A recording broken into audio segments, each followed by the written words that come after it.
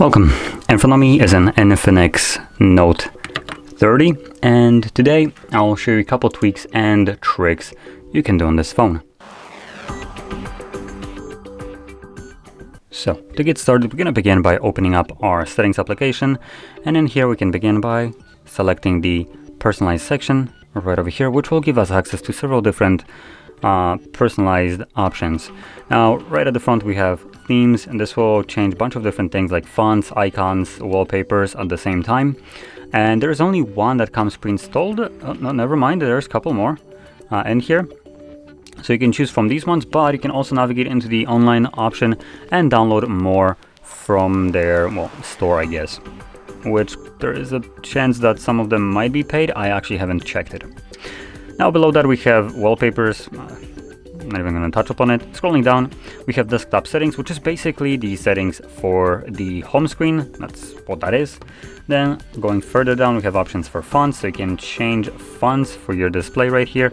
There's only one, but you can add more if you download it. And we have also things like the magazine lock screen.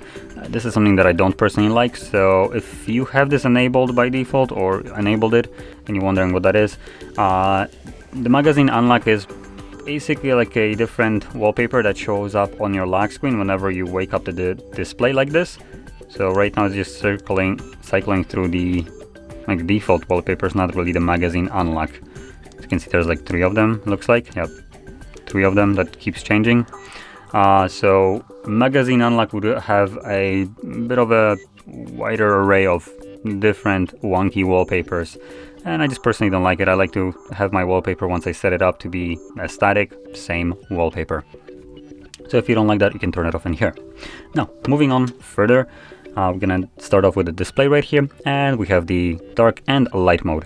Now, this is just a permanent switch right here that I can choose from, but you also have the option for schedule mode right here, and when you click on it, it gives you 2 different options, either on a custom schedule, so you can set a start and end time to the light and dark mode, and then below that you have also another way, basically from sunset to sunrise, and the device will do it automatically.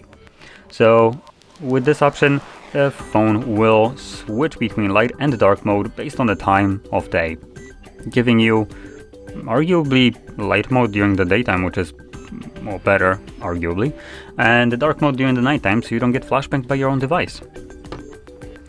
Now, moving a little bit further down the list, we have screen refresh rate, which we have a couple different options right here. We have 120, 90, 60, and auto switch.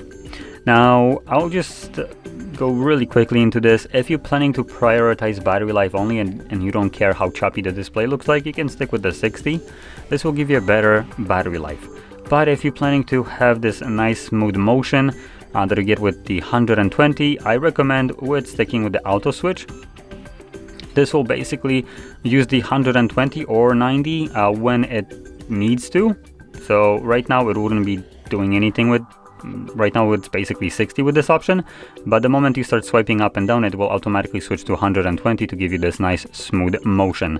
And this will give you a little bit better battery life than if you have gone with the straight up 120. This will run your display 120 frames per second all the time when the screen is on, which obviously will waste battery when it's going to be displaying things like right now. Absolutely nothing moving on the screen, therefore 120 Hz would be kind of wasted. So like I said, if you want the smooth motion, go with auto switch. Battery life, go with 60.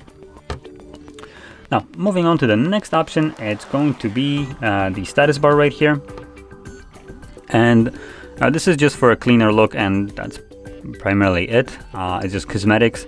So number 1, we have show internet speed. It just adds clutter. I don't really care that much, so I'm gonna disable this, and as you can see, it gets removed from here.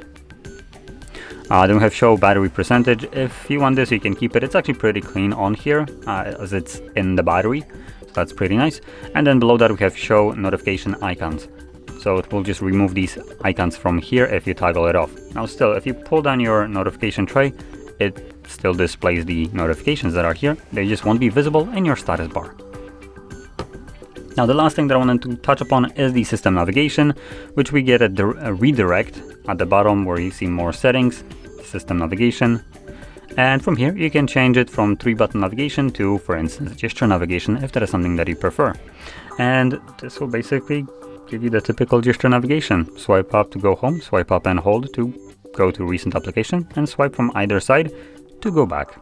And the animation right here does a pretty fine job of just showing you how to use this, as you can see.